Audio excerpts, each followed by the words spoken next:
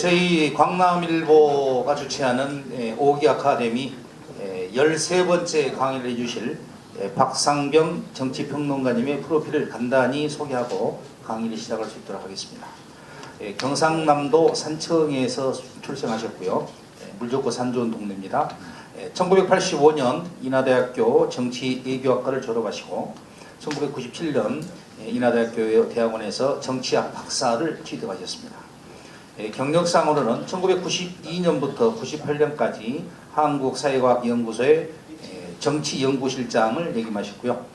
98년도부터 2001년까지 한국정당정치연구소 연구기획실장, 그 2001년에 정치개혁 시민연대 합동사무처장, 2002년에 참여연대 의정감시센터의 운영위원을 역임하셨고요. 현재는 인하대학교 정책대학원의 초빙 교수와 시사정치평론가로 KBS, SBS, 그 다음에 MBN, JTBC, YTN 등에서 여러분 방송에서 자주 뵙다시피 아주 활동을 원활하게 하고 계십니다.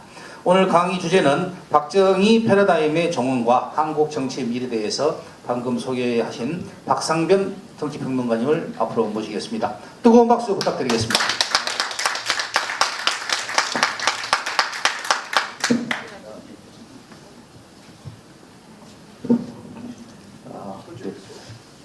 반갑습니다. 박상병입니다.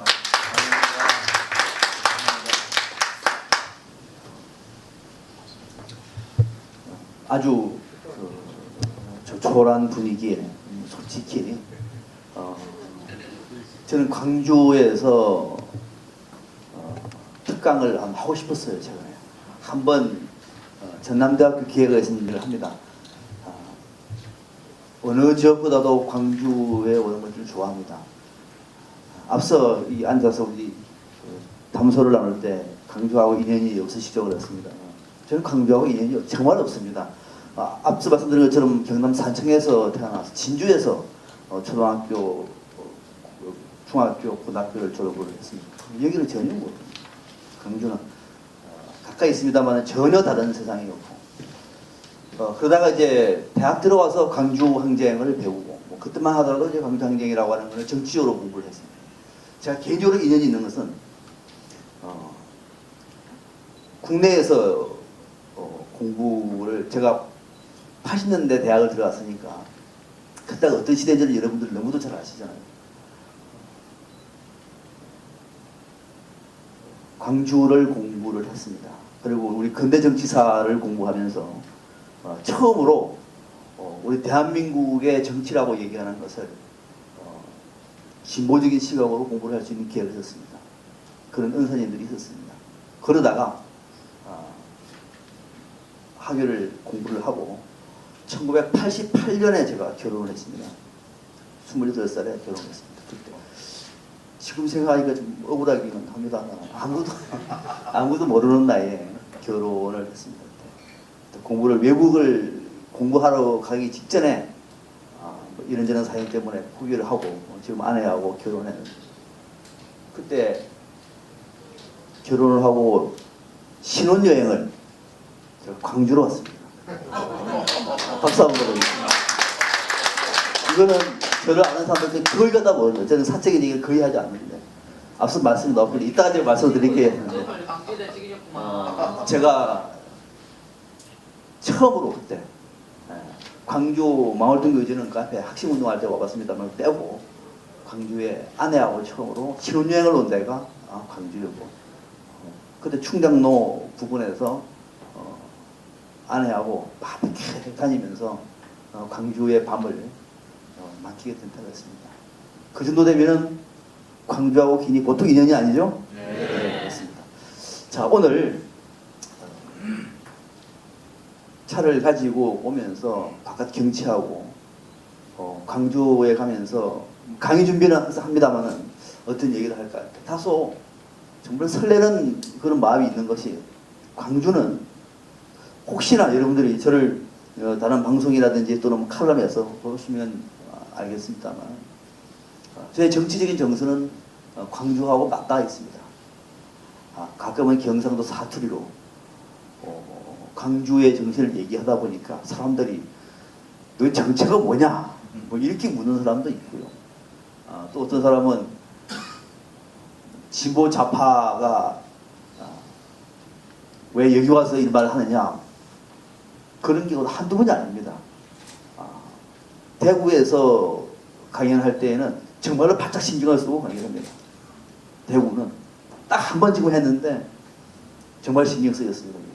그러나 이 시간에 강의를 듣는 분들은 보통 수준을 넘어서기 때문에 편하게 얘기를 했습니다만, 그러나 광주만큼은 좀 다릅니다.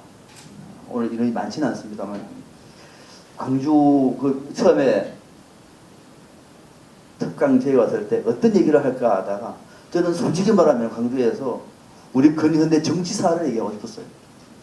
근현대 정치사 속에서 광주의 좌표가 어떻게 되는가 여러분도 아마 잘 모르실 겁니다. 그 얘기를 하고 싶습니다. 다시 말하면 조선 말기부터 우리나라의 사상체계하고 그다음에 개항과 식민지와 해방과 그 이후에 등등 광주에서 할 수 있는 얘기가 굉장히 많습니다만, 그보다도 굳이 제가 박정희 패러다임을 얘기하게 된 것은 박근혜 대통령의 탄핵과로 맞물려 있습니다. 그래서 이 자리에 오늘은 제목을 박정희 패러다임의 종언과 새로운 정치에 대해서 한번 허심탄회하게 제가 갖고 있었던 제 그 신념을 여러분들하고 공유하고 싶다라고 하는 주제를 그렇게 잡았던 겁니다. 두 가지만 먼저 제가 부탁을 드리겠습니다. 하나는, 오늘 여기 오신 분들은 아마 정치적으로 여러 당의 입장이 다 다르지 않겠습니까? 그죠? 민주당 쪽도 있을 테고, 국민의당도 있을 테고, 자유한국당도 있을 테고, 바른당도 있을 테고, 정의당도 있을 테고. 오늘은 그런 생각을 좀 내려놓으시길 바랍니다. 오늘은 저는 그런 얘기 하러 온 게 아니기 때문에 그런 생각을 하지 마시라. 어떤 정도든. 그래서 정치적인 당파 색깔을 오늘은 내려놓자. 첫 번째. 하나부터 하고 싶어요. 두 번째 부탁은 뭐냐면은, 이 관점에 대한 저의 생각이기 때문에 여러분들 입장에서는 아주 공감하는 부분도 있고 충돌되는 부분도 있을 거예요. 당연히 그러겠죠. 그러나 거기에 대해서만큼은 오늘은 저 사람 강사의 의견이구나 하고 생각하면서 수용만 해주시길 바랍니다. 비판적으로 이 두 가지만 제가 부탁을 드리겠습니다. 할 수 있겠죠? 예. 네. 자, 그러면은 우리가 어떤 사회 현상을 얘기할 때 패러다임이라고 하는 말을 씁니다. 패러다임. 자, 우선 패러다임이라고 말하기 이전에 사회과학에서 개념이라고 얘기하는 것은 뭘까요? 굉장히 중요한 겁니다. 우리가 개념이라고 합니다. 우리가 이 시간에, 늦은 시간에 인문학을 공부하고 철학을 공부하고 사회 공부를 합니다. 왜 합니까? 시간이 많아서? 아닙니다. 내가 갖고 있는 생각을 나름대로 단련시키는 방법이에요. 그 단련시키는 방법의 앞거는 뭐냐면 개념입니다. 개념. 개념하라고 하는 것은, 특히 사회과학에서 개념하는 본질을 묻는 거예요. 개념하는 본질을 묻는 겁니다. 내가 어떤 사회 현상에 대해서 어떤 개념 하나를 말한다. 그 개념은 내가 갖고 있는 생각의 본질을 말하고 있는 거예요. 굉장히 중요한 겁니다.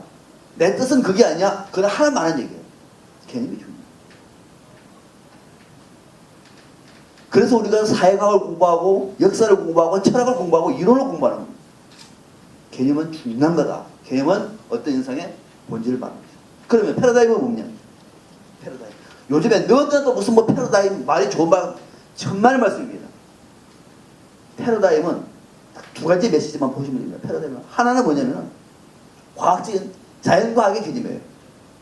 자연과학의 개념입니다. 다시 말하면 패러다임은 하나의 주제를 연구를 할 때 그 주제를 연구할 수 있는 인식, 방법, 분석, 평가를 틀지우는 하나의 거대한 판이에요. 판.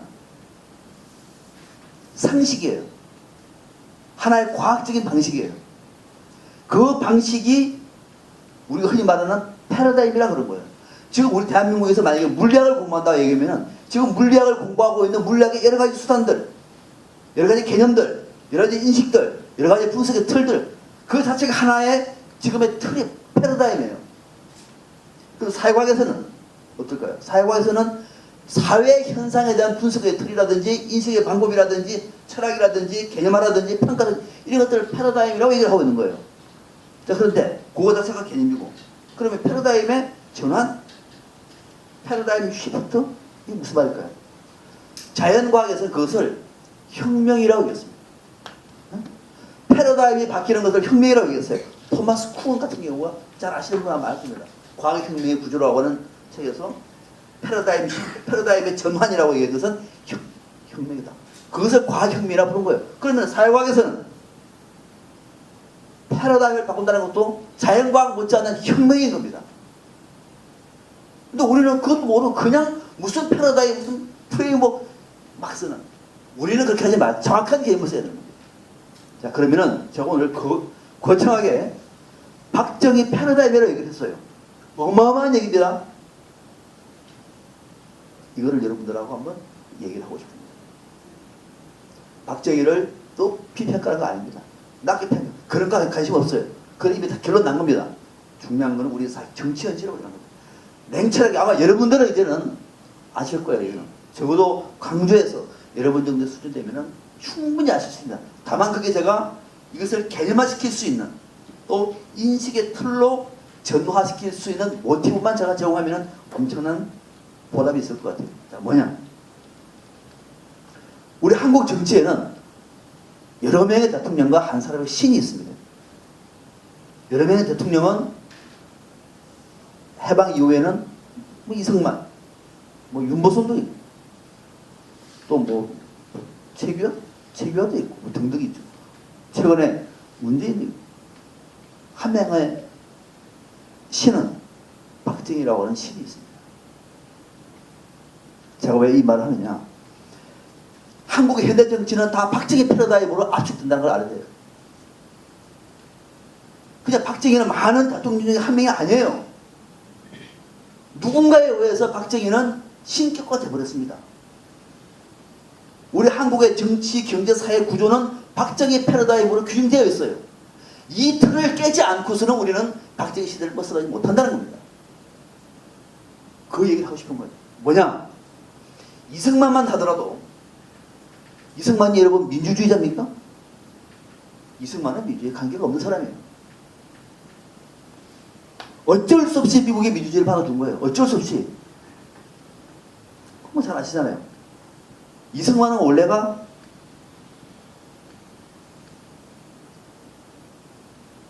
종교적으로 굉장한 신앙인입니다.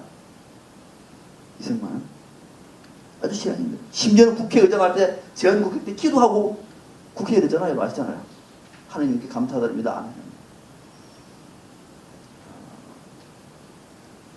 이승만은 그리고 또 하와이에서 선교 활동을 하면서 돈 벌어가지고 공부한 사람이에요. 생각보다 훨씬 더 기독교에 뛰는 사람. 맹신자라고 관여를 좀 뛰는 사람. 그리고 그분은 정신적으로 그런 거예요. 그러면은 그는 정신적인 것이고 합리적인 정신이고 마음에 있는 건 뭐냐면 이 사람은 기본적으로 왕조주의인주예요. 양녕대군의 후손인 걸 항상 얘기를 하는 사람이에요. 소개할 때도 자기는 미스터리, 닥터 이게 아니에요. 프린세스 오브 조선 또는 프린세스 오브 다이너스티. 양녕대군의 후손이라고 하는 걸 잘 안 쓰겠습니다. 그런 사람입니다. 자, 이승만 대통령 시대의 그 시대에 갖고 있는 이 틀도 상당히 무게가 있습니다만 우리가 해방 이후에 처음으로 오늘날의 대한민국의 국채를 만들었던 과정이기 때문에 굉장히 중요한 포인트가 많습니다만 그러나 그거는 그때는 이승만에 의해서 만들어졌던 것이 아니라 주어진 것 속에서 우리 국민들의 무지가 충돌되면서 혼란한 것 자체인 거예요. 그걸 어떤 개념식으로 하기는 어렵습니다. 대한민국의 민주주의 또는 대한민국의 국가, 대한민국의 경제체제 모든 게 세팅된 것이 박정희 때입니다. 자, 한번 봐보시죠. 박정희 때. 박정희는 어떤 사람인가? 박정희는 수재입니다. 수재. 구미에서 태어난 수재입니다. 그 집안도 엄청나게 가난했지만 인재들이 많았던 집안입니다. 찌찌찌게 가난할 정도로 태어났습니다. 박정희는. 박정희의 친형 박상이라고 하는 거는 아시죠? 박상. 여러분에게 언론계 시대 계신 분이 잘 아시겠습니다. 박상희는 사회주의자입니다. 대구 항쟁 때 경찰청에 맞아 죽은 사람이에요. 그 박상희가 제일 아낀 동생이 박정희입니다. 박상희 딸이 박용옥이죠. 남편이 JP. 그렇습니다. 엄청난 사회주의. 그 전통 속에서 말한 거예요. 자, 이런 상황 속에서 어떤 박정희가 대구 사범을 가지고 거기 간 것도 초등학교 선생님 되라고 간 거 아닙니다. 대학 갈 돈이 없는 공짜로 해준다니까 간 거예요. 대구 사범 왔습니다. 그래서 문경초등학교 교사로 그때도 3년 의무 복무를 해야 됩니다. 공부하고 난 다음에 이거는 길이 아니다 판단한 거죠. 그때도 본인도 외국에 유학 가고 싶었고 큰 데도 공부하고 싶었습니다만 집에 먹을 밥도 없는데 그것도 내 막내 아닙니까? 없고 그러다 보니 방법이 없어서 대구 사범 가가지고 선생님이 된 겁니다. 3년을 마치고 어디로 가느냐? 어디로 갑니까? 만주로 갑니다. 만주로 가서 군인이 되게 됩니다. 자, 박정희가 갖고 있었던 국가에 대한 유형은 만주에서 만들어진 겁니다. 아시겠습니까? 만주에서. 몇 가지만 보시죠.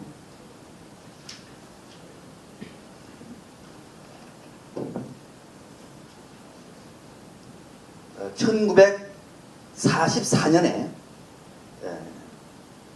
박정희가 일본 육군사관학교를 졸업을 합니다. 그것도 만주에서 2년 근무를 하고 우등시장만 갈 수 있는 일본 육사로 갑니다. 일본 육사로 가서 만주군 소위로 임관이 돼서 관동군에 배치가 됩니다. 박정희가. 그럴 때 박정희의 생각을 결정적으로 바꾼 것이 있습니다. 뭐냐면은 그때 만주는 1942년쯤 되면은 일본의 괴뢰 국가입니다. 잘 아시는 바와 같이, 그죠? 일본의 괴뢰 국가죠, 만주. 만주가 어떻게 발전되고 국가가 어떻게 움직이는가를 만주에서 본 거예요. 만주에서 엄청난 충격을 본 겁니다. 자, 만주에서 보니까 그 동부상승의 가난하던 그 땅에서 경제가 일어나는 철도가 만들어져. 그리고 고위 관료들이 경제 체제를 작성해 나가는 이런 일련의 과정을 만주에서 본 겁니다. 자, 그때 만주의 경제를 사실상 총괄한 사람이 여러분 누굴까요? 기시노부스키. 지금 말하는 아베 일본 총리의 외할아버지입니다. 자, 당시에 기시노부스키가 만주에서 차관급으로 만주 경제를 총괄합니다. 기시의 경제정책의 핵심은 크게 두 가지입니다. 계획경제입니다. 하나는 계획경제고 하나는 산업부흥입니다. 이거를 본 거예요. 찌지직에 가난했던 박정희가 만주에서 가서 보니까 어마어마한 경제적인 변화가 일어난 것이고 도대체 저 사람이 뭘까 하다가 얼마나 좋아했으면 쿠데타를 일으키고 난 다음에 기시한테 편지를 보냅니다. 기시한테.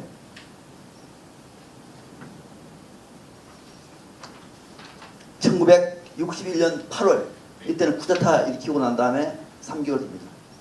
그때는 총리에서 불렀던 기시한테 한일 국교 정상화에 앞장서 달라. 한국과 일본은 같이 가야 된다. 당신도 그렇게 말하지 않느냐. 도와달라. 박정희가 편지를 보냅니다. 2년 뒤에 1963년에 다시 한 번 더 한일 국교 정상화가 빨리 협정을 맺을 수 있도록 좀 도와달라. 두 번 편지를. 이 친서가 나옵니다. 이 친서가 최근에 모 방송국에서 보도를 하려고 하다가 막혀버렸습니다. 그거 말하면 박근혜 정부 때였습니다. 그때 하더라도. 그거 나가면 박근혜 대통령 부담스러워합니다. 나가지 마. 그래서 뭐 방송에서 안 나가고 지금 국사편찬위원회 사본이 있고 원본은 일본 동경대에 도쿄대에 있습니다. 이 기시한테 1965년에 박정희가 대통령 되고 난 다음에 국민훈장을 훈장을 줍니다. 한 70명 정도 박정희 대통령이 줬는데 그 중에 기시한테 줍니다. 최고장을 줍니다. 자, 그러면은 박정희의 머릿속에서 새로 대한민국의 건국이라고 하는 건 그냥 일본의 다시 말하면 키시의 모델을 배워가는 거예요. 만주 모델을 배워가는 겁니다. 자, 만주 모델에서는 키시가 맨 처음 했던 것이 경제개발 5개년 계획입니다. 똑같이 따라합니다. 중화학공업을 발전시킵니다. 똑같이 합니다. 도로를 만듭니다. 경부고속도로를 만들어내는 겁니다. 똑같잖아요. 만주 모델을 그대로 따라가는 거예요. 박정희는. 그러면서 당시에 만주에서의 일본군의 그 힘에 감탄을 넘어서서 눈물을 흘릴 정도로 위대하게 한 겁니다. 도대체 어떻게 일본 이 정도 된다는 거. 그러면서 군국주의라고 하는, 다시 말하면 군사를 중심으로 국가를 부흥시킬 수밖에 없는 그 배경들을 얘기를 하고 있는 겁니다. 무장된 일본 군인들이 동북 삼성에서 우리 독립부들을 싹쓸이 해나가는 그런 과정을 겪고 보고 한 거예요. 그러니까 조선 아직 멀었다고 판단한 거죠. 아직 멀어. 그리고 일본이 이렇게 패망하려고 모른 거예요. 1944년에 일본 육사를 졸업을 하고 관동군에 배치가 됐으니까 1년 정도 뒤에 우리가 해봐야 되는 겁니다. 아마 박정희가 한 10년 정도 근무했다고 얘기하면은 역사의 새로운 이름으로 나올 겁니다. 역대 최악의 악질적인 친일 군주가 남았을지 몰라요. 그러나 1년 만에 이제 뭐 소위 달고 조금 움직이려고 할 때, 그럴 때 일본이 패망해버린 겁니다. 그러고 난 다음에 귀국을 해서 다시 우리 육군사관학교 들어가가지고 2기로 졸업을 하죠. 자, 그래 됐습니다. 자, 제가 왜 이 얘기를 하냐면은 박정희가 가지고 있었던 기본적인 모델은 일본의 관료지, 군국주의 모델. 우리가 흔히 말하는 만주 모델을 갖고 있었다. 만주 모델. 그리고 그 만주 모델이라고 얘기하는 것은 일본이 식민지에 활용할 수 있는 최대의 수단을 만들어낸 거예요. 그러니까 박정희 대통령의 머릿속에서는 뭐냐면 만주를 건국하고 만주를 강한 군대로 무장을 시키고 만주 경제를 부활시킨 이 키시라든지 일본의 노선을 추종할 수밖에 없었던 거예요. 자, 그러면은 근데 왜 미국을 아니었습니까?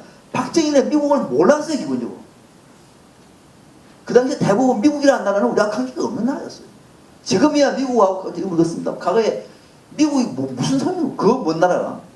오히려 우리한테 갖고 온 것은 중국이나 일본이나 러시아나 이런 필리핀 이런 나라에 지금 뭔 나라였단 말이에요. 생각을 못한 거예요. 그렇다고 박정희가 미국에서 공부한 것도 아니에요.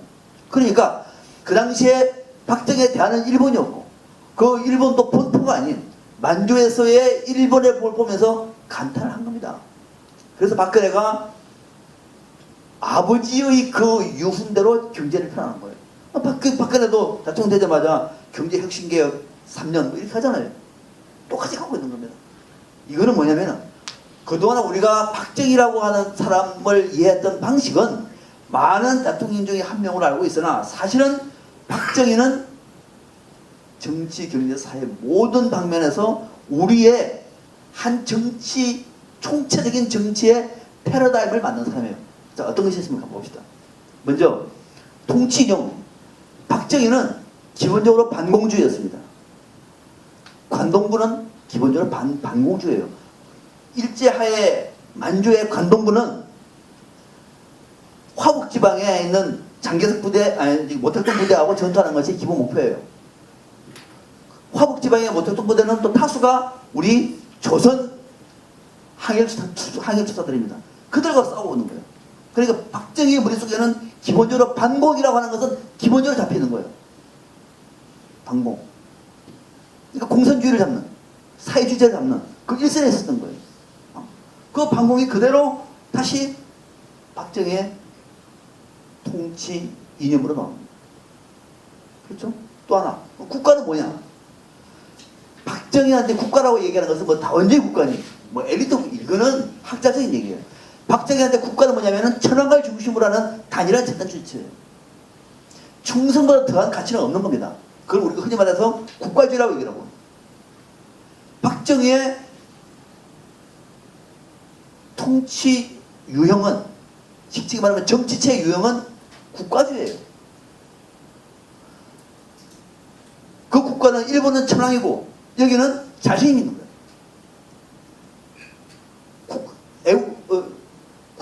국가교육원장. 그런 거죠. 국민교육원장. 국가에 대한 명제.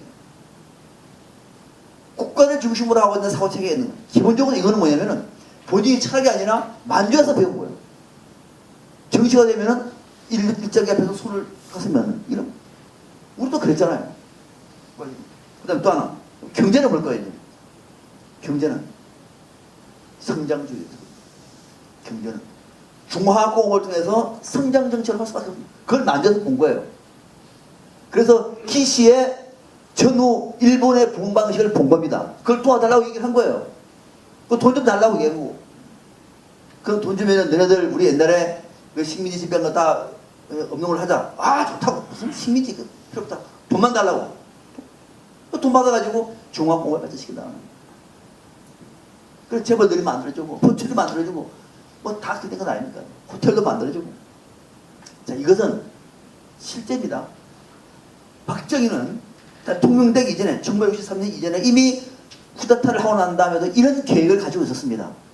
그는 JP로 정언하고 있습니다. 사회도 넣어. 그때도 기득에 5개년 계획을 생각하고 있었던 사람이에요. 그러니까 처음부터 우리는 만주형 모델로 나온 겁니다. 그러니까 박정희 집권의 18년에 기본 모델은 만주국가예요. 그 만주국을 창설했던 기시한테 있다. 자, 이거는 대한민국의 큰 패러다임은 일본과 여러분 보실 생각하실 거예요.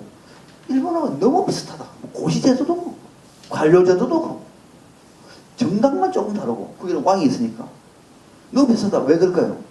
박정희 패러다임이 18년 동안에 뿌리를 내려버린 겁니다. 자, 좋고 나쁘고의 문제가 아니라 그랬습니다. 긍정적인 것도 있고 부정적인 것도 있습니다. 문제는 이 박정희 패러다임 속에서는 박정희는 대통령이 아니라는 얘기예요. 신으로 나와 있는 거예요. 여기는 아닙니다만 경상북도 대구에 가보세요. 여러분. 대구 밑에 있는 구미에 한번 가보세요. 거기는 추앙받는 신입니다. 박근혜 대통령도 지금 신이라고 얘기하는 사람이 있잖아요. 지금. 오늘도 아마 강원 같은 데서는 기기묘묘한 일들이 풀어지고 있고 지금 이 시간에 그렇습니다. 여러분들 이해가 안 되잖아요. 박근혜 나라를 도탄에 빠지게 한 박근혜 대통령을 위해서 많은 사람들이 시위를 하고 울면서 무슨 법정 앞에서도 안에서도 또 주변에서도 태극기 들고 이거 동원하는 거 아닙니다. 물론 다수는 동원됩니다. 대부분은 자발적으로 좀 많아요. 왜? 그 사람들은 아직도 그런 신화 속에 갇혀 있는 사람이에요. 그 신화의 따님입니다. 공주입니다. 그 공주를 누가 이렇게 해? 이런 생각을 갖고 있는 광주에서는 상상도 할 수 없는 일들이 실제로 벌어지고 있는 겁니다. 그 얘기는 뭐냐면은 아직도 우리의 인식은 박정희 패러다임을 벗어나지 못하고 있다. 이렇게 인식해야 됩니다. 자, 그러면은 교수님 김대중 선생님 있지 않습니까? 노무현 대통령이었습니다. 자, 김대중 대통령 시대가 무슨 정권을 교체했다든지 뭐 호남에 이런 거는 지역적인 평론가들 얘기고 진정한 의미에서의 김대중 모델은 박정희 태제에 대한 안티태제가 됐어야 되는 거예요. 박정희 태제에 대한 안티태제. 반공주의 안 된다 저는 평화주의로 가자. 국가주의 안 된다. 민주주의로 가자. 성장 경제 안 된다. 경제 민주화로 가자. 실제로 김대중 당시 갔습니다. 그런데 가치만 갔지 가치. 밸류만 그랬지 실행을 못하는 거예요. 왜? 이미 18년 동안 구축했던 박정희 패러다임을 김대중 대통령이 어떻게 그걸 갖다 계십니까? 5년 만에. 그것도 막판에 홍거리 뭐 등등 해가지고 민주도 일으키고. 뭐 안 되는 거예요. 그러면 어떻게 되죠? 그러면은 노무현 대통령 시대 때 이것을 어느 정도는 뿌리를 내서 되는 거예요. 저는 노무현 대통령에 대해서 혹평을 하는 사람입니다. 혹평을. 그러니까 그분의 뭐 개인적인 영향 이런 것이 아니라 정치학적으로 본 겁니다. 왜? 김대중 정부는 소수 정부입니다. 그것도 제패하고 말도 안 되는 사람하고 억지로 손잡아가지고 대통령 된 것 아닙니까? 아니 김대중 대통령이 중앙정보부 초대 중앙정보부 부장 초대 부장하고 손을 잡아가지고 정권을 치는. 그러나 김대중 대통령이 할 수밖에 없었던 거예요. 더 큰 진보를 위해서 더 큰 민주주의를 위해서는 저는 할 수 있는 용기 자체가 저는 훌륭하게 봅니다만 그러나 일반적으로 볼 때는 말이 되느냐? 위해서 만들었던 정권 교체를 그럼 노무현 대통령은 어떻게 됩니까? 더 발전시켜 나갔어야 돼요. 그때가 더 중요한 겁니다. 여러분, 혁명보다 더 무서운 게 반혁명입니다. 왜? 혁명은요, 웬만해서는 사람을 죽이려고 하지 않습니다. 과거에는. 반혁명은 사람부터 먼저 죽입니다. 러시아 혁명 때 화가 난 시민들이, 프롤레타리아 농민들이 감옥을 섞이면서 사람을 죽였습니까? 풀어준 겁니다. 혁명은 합격하는 거예요. 그런데 테러리스트를 반동되는 사람은 다 죽여요. 로베스피에라고 봐서 어떻게 되는 거예요? 우리도 마찬가지입니다. 5월에 1980년 서울의 짧은 봄, 유신이 붕괴되고 꽃이 피었습니다. 혁명이 일어나는 거예요. 그 혁명을 진압하는 반혁명. 광주 어떻습니까, 여러분? 사람을 죽이고 어디 보는 거예요.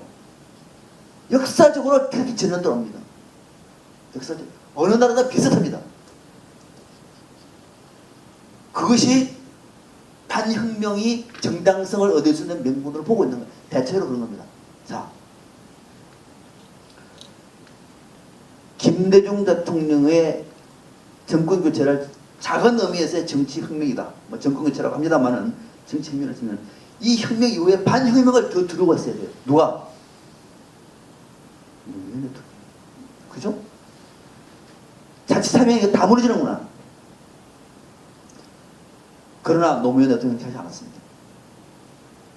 오히려 김대중 색깔 지우기, 자기 정당 만들기 등등을 했습니다. 열린 두 쪽이 나버렸습니다. 그는요, 우리가 정치를 하나의 패러다임으로 보고 역사적인 과정으로 보면은 엄청난 죄악입니다. 저는 그런 판단을 못 보고 있는 거예요. 개인적으로 김대중 대통령도 잘하고 있고 못하고 있겠죠. 노무현도 마찬가지로 어느 정부를 했습니다. 그는 호불호에 따라서 평가할 대목이고, 큰 정치적인 역사적인 관점 속에서 정치적인 문제를 놓고 볼 때는 노무현 정부는 실패한 정부예요. 본인도 비명해갖고, 아니 어떻게 이명박 정부를 만들어냅니까? 어떻게? 그 앞성으로 이명박이 만들어냈습니다. 그 5년 동안에 뭘 했는지 지금 여러분 봐보세요. 그게 비하면 박근혜는 순진한 편이에요. 정말 이명박 정부에 비하면 순진한 편이에요. 뭘 모르는 최순실이가 다 찍어 작업하고, 박근혜는 그냥 눈 감고 가만히 있다가 이렇게 돼버린 거예요. 그냥 뭐 고던 기획이라든지 참모, 무슨 박근혜한테 참모가 있습니까? 참모가. 이명박은 수많은 참모, 하다보다 원성일 때 있잖아요. 박근혜는 그것도 혼자 최순실이랑 다니면서 애들 들고 다니면서 뭐 한 거예요, 이렇게. 자, 이것은 저는 노무현 정부의 책임이다. 노무현 정부. 적어도 이런 관점을 노무현 대통령은 알았어야 되는 거예요. 그래서 과잉 정치가 아니라 이 패러다임을 박정희를 청산하, 박정희는 미워서가 아니라 박정희 시대의 그 방식은 우리 옷에 맞지 않는 거란 말이에요. 그러면은 새로운 옷을 만든 것을 노무현은 알 것 아니에요. 할 수 있잖아요. 대통령이니까. 안 한 겁니다. 오히려 거꾸로 가버렸어요. 거꾸로. 자, 결국은 MB 정부가 들어오고 박근혜 정부가 들어왔습니다. 이제는 시간이 제가 8시 꼭 10분까지 끝내야 됩니까? 10분까지. 예? 8시 20분까지 하시면 돼요. 8시 10분까지요? 예, 알겠습니다. 더 하셔도 돼요. 20분까지 하겠습니다. 아닙니다. 오늘 강의 10분 늦게 시작하셨으니까. 예, 20분까지 끝내겠습니다. 한 10분 정도만 시간 남기고 우리 제가 질문을 받고 한 10분까지 끝내겠습니다. 자, 빨리 가겠습니다.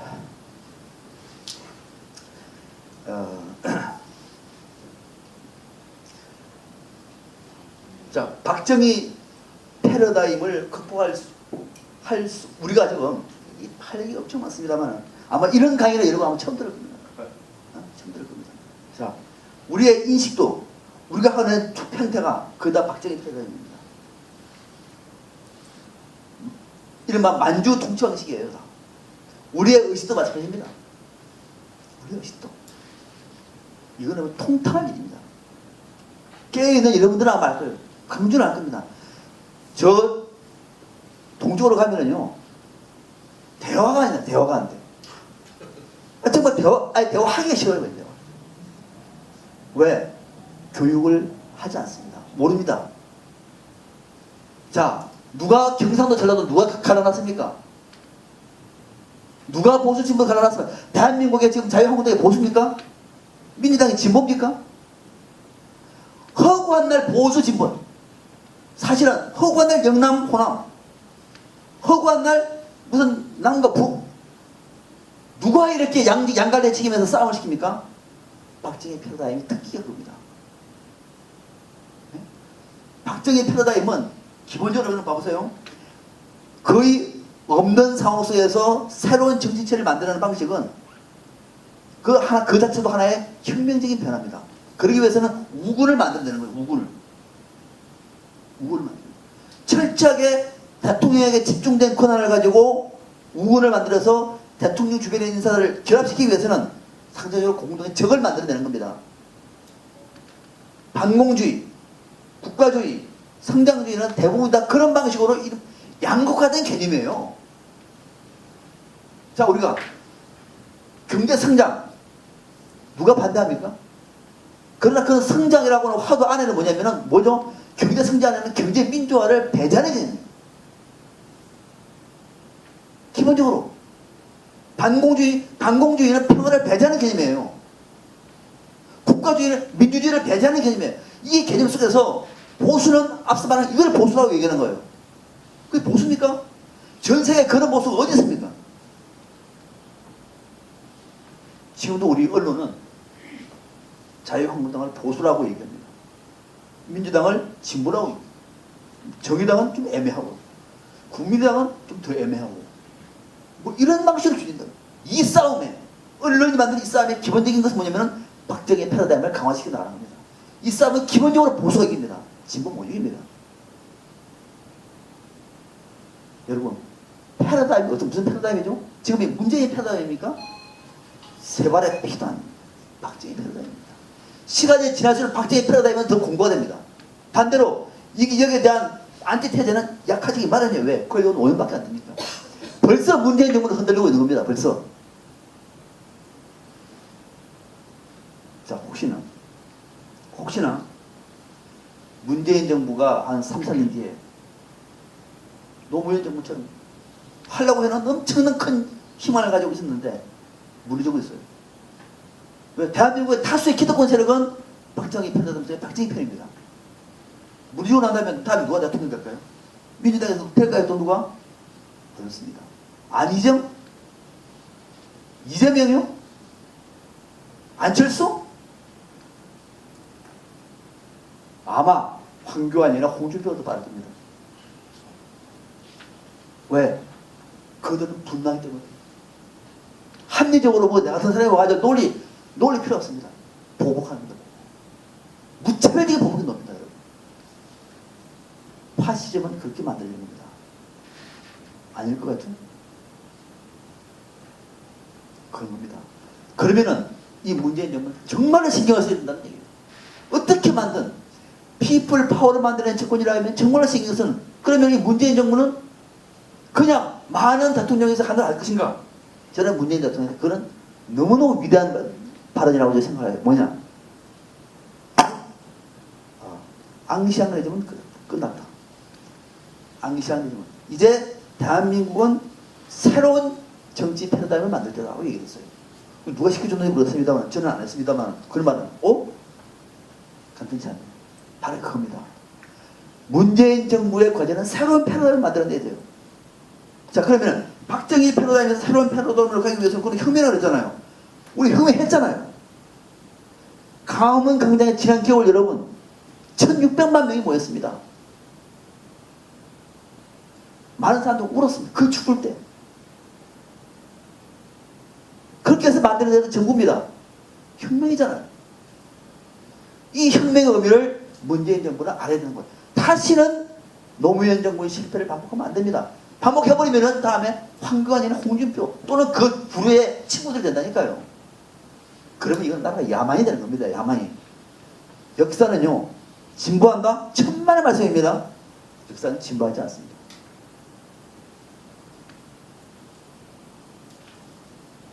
역사는 어느 순간이든 투쟁해서 이기는 쪽이 그 역사를 주도할 뿐이에요.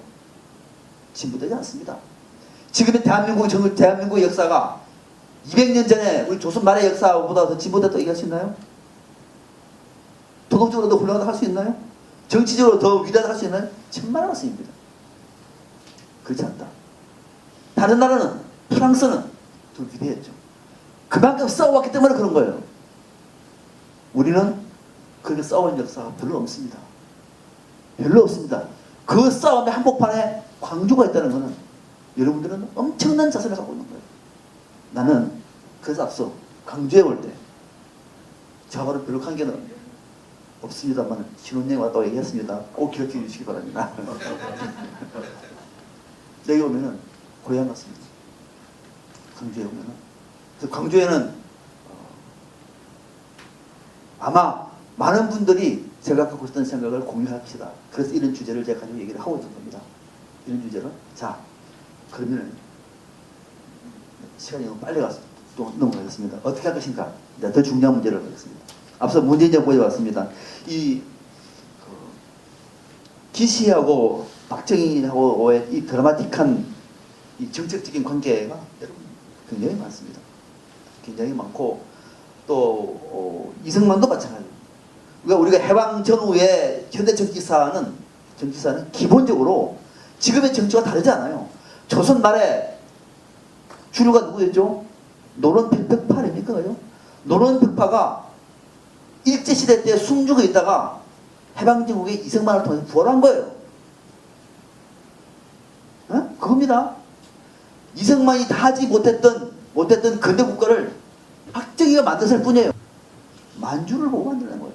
우리는 그 판단함 속에서 아직도 어디로 가야 될지를 모르고 네 편 하고 싸우고 있는 겁니다. 우리는 이제는 문재인 정부는 패러다임을 바꿀 때가 됐다. 자, 왜? 박정희 패러다임은 이게 끝났습니다. 행복하게도 외부에서 깬 것이 아니라 내부적으로 붕괴돼 버렸습니다. 박근혜가 국제인권센터에 더럽고 춥다고 제도를 하는 이 웃기는 코미디 같은 아니 어떻게 그런 분이 대통령이 될 수 있을까요? 참 신기하죠 그것도. 정말 저럴 거 모르겠습니다. 어떻게 동네 동장도 하기 어려운 분이 아무튼 지금도 가만히 춥다고. 아니 그럼 호텔에서 주무신다고 생각하고 있는 거예요 지금? 그리고 더럽다고. 제일 깨끗한 데입니다 거기가. 제일 크고. 들어오면 자기가 청소하면 되잖아요 그러면. 아무튼 그래가지고 국제인권센터에 무슨 인권 침해니 등등. 자, 박근혜는 아버지를 부활시키고 싶었던 거예요. 아버지의 못됐던 것을 풀고 싶었던 겁니다. 그것이 박근혜 정치의 유일한 희망이었습니다. 그리고 그 인맥이 그대로 먹었던 거예요 저는. 최태민으로 연결됐고 김비천 연결됐던 거예요. 이건 무슨 말이에요? 박정희 시대를 생각한 거예요. 그 아버지 박정희 패러다임이 무너지지 않고 더 한국적으로 갈 수 있게끔 한 몇 번만 더 가면 고착이 될 수 있을 텐데 라고 했던 생각이에요. 그런데 알아서 무너져 버렸습니다. 박정희 패러다임은 이제 살짝 붕괴돼 버렸습니다. 자, 붕괴되는데 붕괴된 것과 동시에 새로운 패러다임으로 가느냐? 그렇지 않다. 엄청난 혼란기를 겪을 수가 있습니다. 오히려 거꾸로 갈 수가 있어요. 또 박정희 패러다임의 신박정희 패러다임을 만들 수도 있어요. 기존에 무너지고 난다. 알 수가 없는 거예요. 아니면은 정말로 깨고 새로운 패러다임으로 혁명적으로 바꿀 수도 있는 거예요. 문재인 정부는 굉장히 중요한 역할을 해요. 세 가지만 얘기하겠습니다. 첫 번째 뭐냐?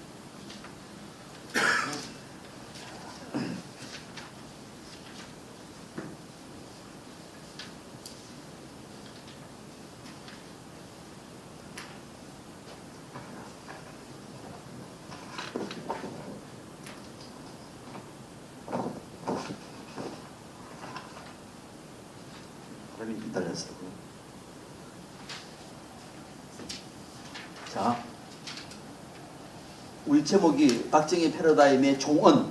박정희 패러다임이라는 걸 여러분들이 이제는 개념화시켰을 것이고, 그 패러다임이 박정희 18년을 통해서 어떻게 구축이 됐고, 그 이후에 김대중 노무현 정부가 왜 그것을 태제에 대해 이게 하나에 대해서 대항적인 안티태제가 됐습니다만 그것 또한 실패했다는 얘기죠. 이제 진짜 성공할 수 있는 기회가 만들어졌다 말씀드렸습니다. 그것이 문재인 정부가 어떻게 되느냐. 제일 중요한 거는 뭐냐면 적폐청산입니다. 이거는 어떤 것들을 희생하도록 해내야 됩니다. 적폐는 대부분이 다 박정희 패러다임의 충성분자들입니다.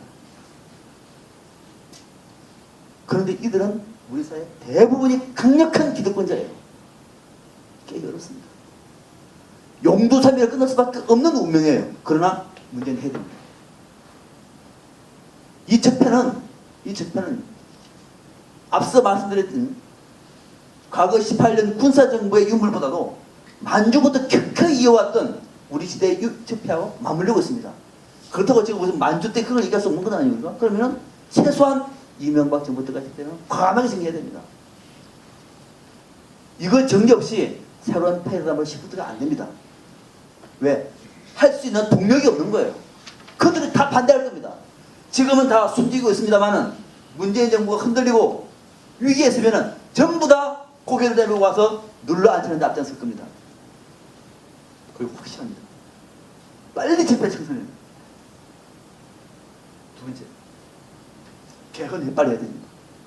유불이 따질 때가 아닙니다. 유불이 따질 때가 아니에요.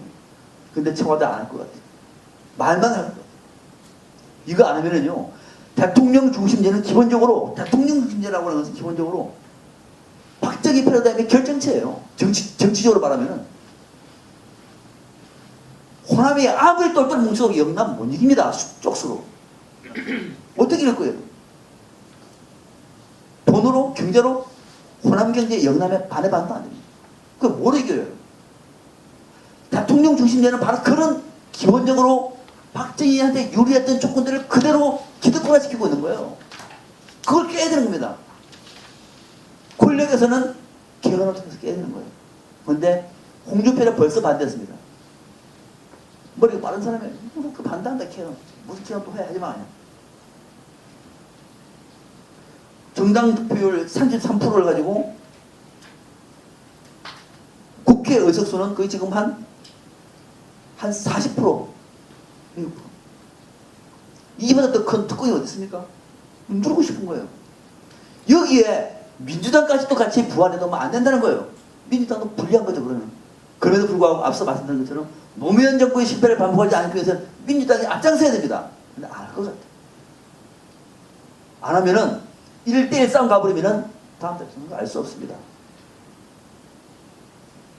국민의당까지도 만약에 무너져 버리면은 더 안담합니다. 아무튼 개헌해서 권력 구조를, 그렇게 해서 권력 구조를 통해 가지고 그 당시에 시대의 재빠르게 반응할 수 있는 정당, 미래를 지향하는 정당, 수기득권 논리에 갇히지 않는 정당이 줄거 될 수 있는 것은 뭐냐면은 당시에 우리 청년과 건강한 시민들이 합리적인 상식에 의존할 수 있는 정부를 만들 줄 알아야 돼요. 그거는 대통령 중심이 아닙니다. 의원 양쪽을 해요. 아니면 북군형으로 가든지. 그런데 안 할 것 같습니다만은 두 번째로, 세 번째, 선거제도를 바꿔요.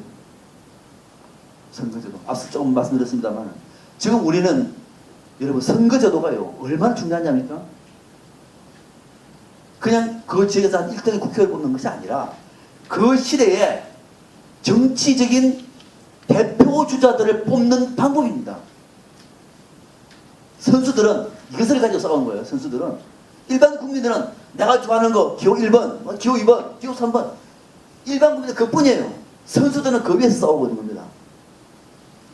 자, 소선거구제 해가지고 어떻게 호남이 영남을 이깁니까, 여러분? 어떻게 이깁니까? 광주, 전남, 전북 다 해보세요. 이 싸움 속에서 안 산다는 것은 죄를 짓는 겁니다. 민주당도 만약에 안 되면 문재인 정부도 역사에 죄를 짓는 거예요. 영원히 수수자라고, 영원히.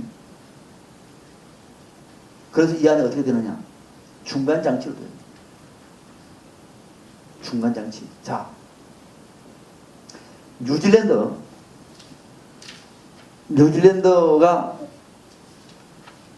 오늘이죠. 정부 조직을 했습니다. 37세의 젊은 여성이 총리가 되었습니다. 과반 정당이 없어서 제1야당, 제2야당, 제3야당이 뭉쳐가지고 여당이 됐어요. 집권당이 됐습니다. 그때 9석을 갖고 있는 제1당이라고 했습니다. 그냥 제1당입니다. 뉴질랜드 제1당. 이거 퍼스트가 아니라 그 이름을 그렇습니다만 하여튼 이름이 그냥 제1당이에요. 제1당. 그 정당에서 노동당 쪽에 붙어버렸어요. 만약에 집권 국민당이 붙었으면 국민당이 총리가 되고 집권당이 되는 거죠. 안 했습니다. 노동당, 2당이 된 제1야당 노동당 편에 붙었어요. 하여튼 얘기가 뭐냐면은 뉴질랜드는 새로운 편으로 올라옵니다. 자신도 국민당 편에 붙어버리면은 집권당에 엄청난 자리를 다 차지하지. 성향도 비슷해요. 쭉. 그러나 뉴질랜드는 변화를 원해요. 그래서 이 제1당이 어디에 붙을 것인가 그리고 치열한 경쟁 싸움을 하면서 오늘 결론이 난 겁니다. 우리는 그런 것 없습니다. 우리도 그렇게 가야 되는 거예요. 우리도 바른정당이 어느 당에 붙을 것인가 또는 국민의당이 어느 당에 붙을 것인가 이것을 놓고 난다면 그 시대의 정치적인 스펙트럼을 우리 국민들이 판단해야 되는 것이지 처음부터 만들어져 버리고 4년 내내 똑같이 싸우는 겁니다. 자, 여러분 상임주로 한번 생각해 보세요. 홍준표 대표의 꿈은 뭘까요? 뭐 대통령 이런 거 빼고 꿈은 문재인 정부가 빨리 문재인 거예요. 그렇지 않을까요? 빨리 나라에 도움이 되거든요. 그럼 우리 생각입니다. 무슨 나라에 도움이 되겠습니까? 여론 생각 안 씁니다. 거기는 어차피 문재인 정부가 빨리 무너지는 것이 여론이라고 보고 있는 거예요. 그쪽 지역에서는. 또 하나 남과 북이 끊임없이 전쟁 싸움을 하고 미국이 전폭기가 날아들고 북한이 핵실험하고 위기가 고조되고 사이렌이 울리고 그렇지 않겠어요? 그러면서 무능한 문재인 정부 물러나라고 매번 싸우고 뭘 잘 모르는 국민들은 특히 영남 똘똘 뭉친 엄청난 인구를 가지고 대통령 선거해보면 지는 거죠. 이기는 거죠. 먹는 거죠. 안 그럴까요 여러분? 길을 쓰고 반대하는 여정이 있는데 청와대 밥 먹으러 가다 안 갑니다. 앞으로 들어갈 겁니다. 가끔씩 하지만 결정적으로 하는 겁니다. 이 구조가 지금 우리의 정치 구조예요. 홍준표의 퍼스널리티가 아닙니다. 자유한국당의 성향이 아니에요. 우리 정치가 그렇게 만들어진 거예요. 그래서 지난번에 제가 그런 얘기를 했습니다. 청와대 문재인 대통령이 여야 지도부를 불렀습니다. 홍준표는 안 간다고 했습니다. 내가 그래도 107석을 갖고 있는 제1야당인데 어떻게 20석 갖고 있는 그 당시 예원이었습니다. 예원하고 앉아가지고 내가 밥을 안 가. 그렇습니다. 또 이쪽에는 뭐 안철수 대표도 뭐 아무튼 자 그럴 때 과거 같았으면은 홍준표가 안 가 그러면은 청와대 해방이 안 됩니다. 지금은 안 가도 돼요. 그러니까 이번에 보니까 주호영이도 가고 바른정당에 여기 안철수도 가고 또 여기 저기 민주당에 추미애도 가고 대통령이 앉아 있고 분위기 괜찮잖아요. 이런 겁니다. 쉽게 말하면은 그런 한 정부 내에서 끝까지 박정희 패러다임 속에서 녹아서 그것을 다시 부활시키고 하고 있는 사람의 논리가 우리 정치에 관철되지 않을 수 있는 방법은 뭐냐면 개헌 다음에는 선거제도를 바꾼 거예요. 제3당, 제4당이 노는 겁니다. 뉴질랜드처럼. 그때 제가 얘기했습니다. 홍준표 대표님 바쁘시면 안 가셔도 괜찮습니다. 다른 분이 갈 사람들이 많습니다. 그런 논평을 했습니다. 바쁘면 안 가도 괜찮아요, 이제. 과거 같으면은 막 자유한국당이 펄펄 뛰었을 겁니다. 세상에 우리를 빼놓고 난 다음에 청와대에도 일을 줄 수 있는 거예요? 지금은 됩니다. 바로 그런 거예요. 자유한국당도 정당의 경쟁 체제를 집어넣어야 된다는 거예요. 반대만 하면 망한다는 사실을 보여줘야 됩니다. 반대만 하면은 이제는 망합니다. 그런데 바른정당이 위태로워요. 그 일주일 내에 박살날 것 같습니다. 일주일 내에 박살날 것 같아요. 국민의당도 솔직히 좀 자신이 없어요. 그러면 내년 지방선거 어떨지 모르겠습니다만 그 이거 끝나면 결국은 1번, 2번으로 가는 거예요.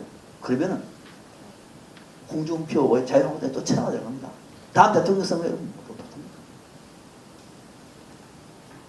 두 가지가 있어야 되죠. 하나가 문재인 정부가 성공하기 어렵습니다. 못나서가 아니에요. 능력이 없어서가 아닙니다. 할 수가 없습니다. 왜? 문재인 정부 5년은 패러다임을 바꾸기에는 너무너무 짧은 시간입니다. 할 수가 없습니다. 다음 정부를 만들어내야 돼요. 또는 새로운 정당 메커니즘을 만들어내야 되는 거예요. 그러면 안 해. 만약에 튼튼한 제3당이다 칩시다. 그럼 어떻게 될까요? 문재인 대통령은 홍준표 신경 안 써도 괜찮아요. 제3당하고 얘기하면 되는 거예요. 다시 말하면 이런 겁니다. 만약에 문재인 정부한테 실망했다. 는 사람들이 대통령 선거가 되면은 대부분이 다 투표장에 안 가더니 홍준표를 지지 않겠어요? 그죠? 홍준표가 후보로 나가면은 만약에 여기 제3당이 있어가지고 안철수가 있다면 또는 유승민이가 있다면 이쪽으로 찍을 수 있다는 거예요. 이거는 누구한테?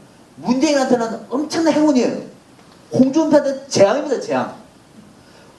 그렇게 4년 내내 문재인 정부를 비판하고 억지도 부리고 댓글 들고 할 기회라고 해가지고 했는데 문재인 정부는 드디어 무너져. 그래 문재인 정부에 실망한 사람들이 홍준표를 지지하지 않고 제3당을 지금 지지해버려. 있을 수 없는 얘기야 이거는. 그래서 절대로 선거 구조대에 동의하지 않을 겁니다. 자유한국당 반대합니다. 동시에 민주당도 반대합니다. 이것이 두 정당의 이러한 관계의 정치체 속에서 박정희 패러다임을 온전시켜 왔던 배경이 되는 겁니다. 아시겠습니까? 자, 그래서 우리가 얘기를 할 때 어떤 특정 정당의 유분리도 물론 중요합니다. 우리는 정치인이 아니잖아요. 시민이잖아요. 시민과 상식을 가지고 있는 사람의 눈에서 볼 때 지금의 문재인 정부를 볼 줄도 알아야 된다는 거예요. 그래서 이 정부가 성공하면 어떻게 해야 성공할 것인지, 힘들어지면 어떤 대안을 만드는 것인지, 이런 것들을 가지고 지금의 우리 정치를 보고 평가를 해야 그것이 나름대로 호소력이 있는 것이고 설득력이 있는 것이지, 내가 이를테면 기호 1번을 지지하는 정당이라고 또는 2번을 지지하고 또는 3번을, 그거는 정말로 소모적인 얘기다.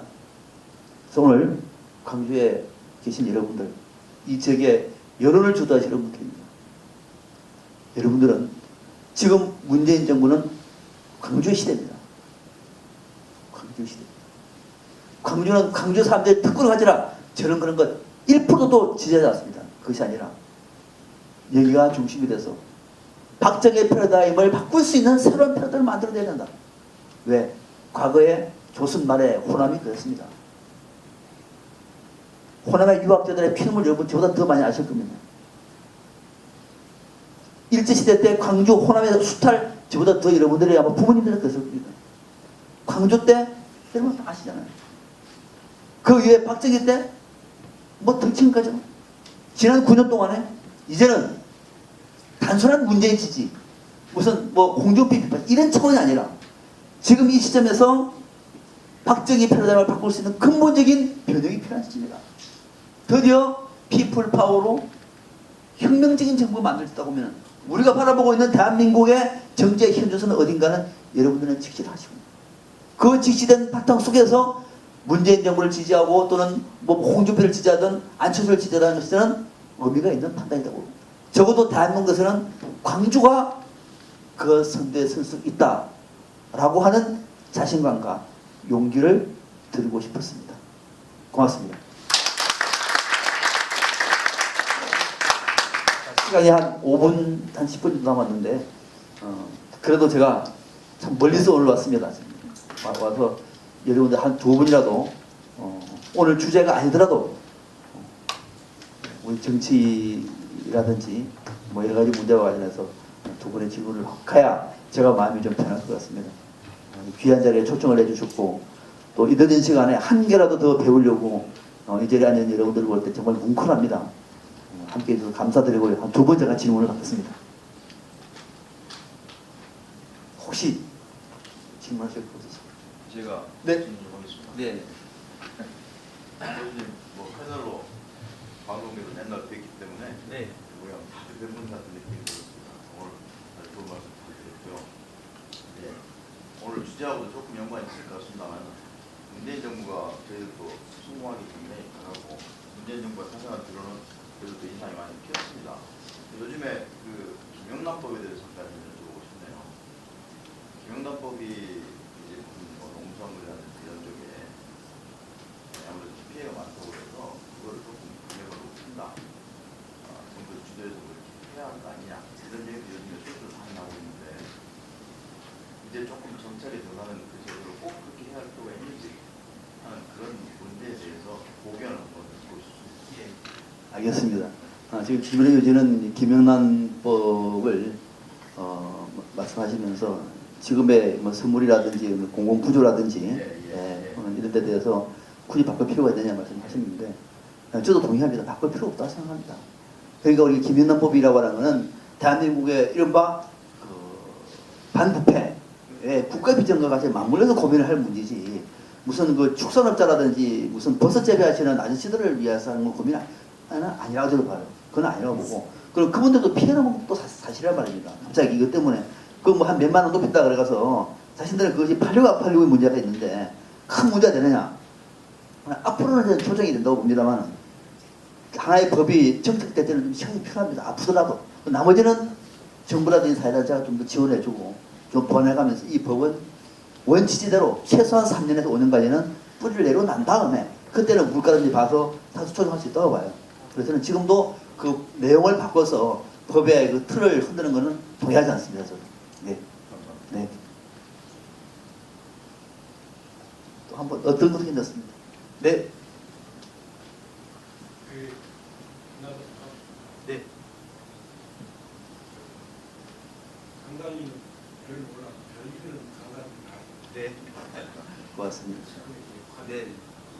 근데 지금 문재인 정부에서 학교 패러다임 정책이 적폐청산 꼭 해야 되지만 이 정부에서 적폐청산으로 할 걸로 예상하십니까? 아니면 중간에 중단할 걸로 예상하십니까? 네. 아, 참 진짜 어려운 말씀 하셨는데. 자, 적폐청산은 제가 지난 일요일이었습니까? KBS에서 혹시 보신 분 있나요? KBS 일요 토론회 일요일 지난 일요일이었습니다. 아침에 적폐청산이냐 정치 보복이냐 KBS에서 토론회를 갔는데 그래서 제가 이런 얘기를 했습니다. 정치와 사회라고 하는 것은 하나의 공동체적인 개념이고 유기체입니다. 유기체 중에서 앞권은 우리 인간의 몸입니다. 몸입니다. 발가락이 아파도 온몸이 다 아픈 겁니다. 유기체이기 때문에 그런 것입니다. 우리 몸에 만약에 종양이 있다. 암덩어리가 있다 칩시다. 그럼 이 암덩어리를 어떻게 할 것인가에 문제 남아있는 것이죠. 누구든지 다 암이 아니면서 무슨 뭐 다른 문제가 생길 수 있는 거죠. 어떻게 할 것인가. 수술해야죠. 그죠? 수술해야 할 병이면 수술해야 되는 겁니다. 자, 그럴 때 수술을 하기 위해서는 제대로 진단을 할 것이고 이 맞는지 안 맞는지 그러니까 적폐가 맞는지 안 맞는지를 진단을 할 것이고 적폐라고 하는 결론이 났다고 얘기하면 수술하면 아프죠 당연히. 아마 피도 나올 겁니다. 그게 무서워서 안 할 겁니까 그러면? 저는 그렇게 얘기했어요. 저는 똑같다고 봅니다. 자 여러분 봐보세요. 강원랜드에 신인사원의 100%가 다 청탁자 왔어요. 자 여러분 이건 바깥으로 새나가지 않게 얘기합시다. 우리끼리만 해요. 전 세계에 이런 나라가 있습니까 여러분?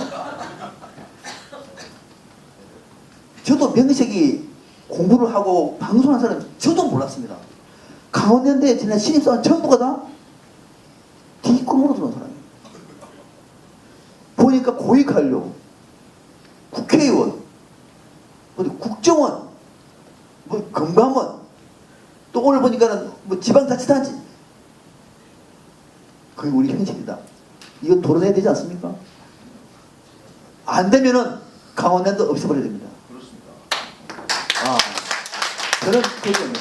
이거는요, 뭐 강원랜드가 무슨 일자천적 그거는 다 문제예요.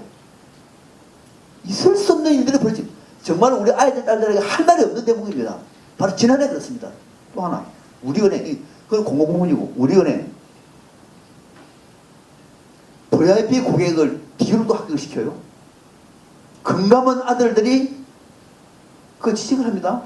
상부 감독기관이 국정원 요원 댓글 부대 팀장 딸이 또 거기 있어요? 이 미친 거 아닙니까? 이 정도면?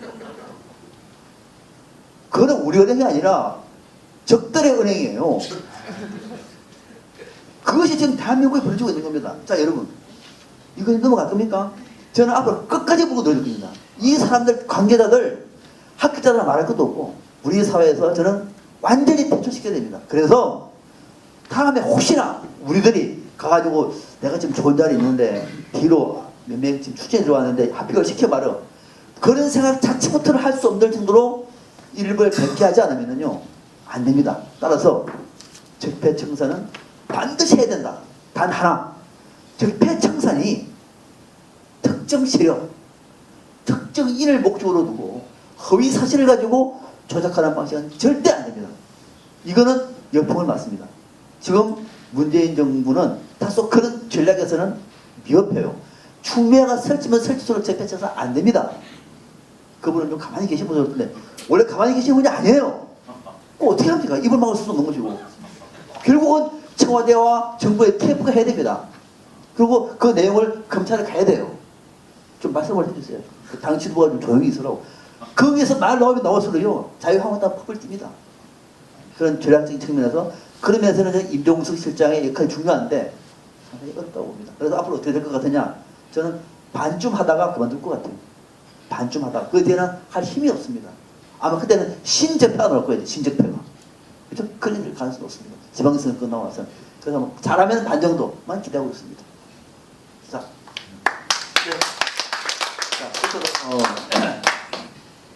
늦은 시간에 조금 시간이 많이 지났습니다만 정말로 드리고 싶었던 거는 강주에 계신 여러분들 좀 귀한 분들입니다. 우리 정치학에서는 여러분들이 우리 정치의 메인스트림을 이끌어 나가시고 목요일에 바쁘시고 힘든 일과를 마치고 이 자리에 하나로 더 배우기 위해서 자리해 주신 여러분들에게 정말 경의를 표합니다.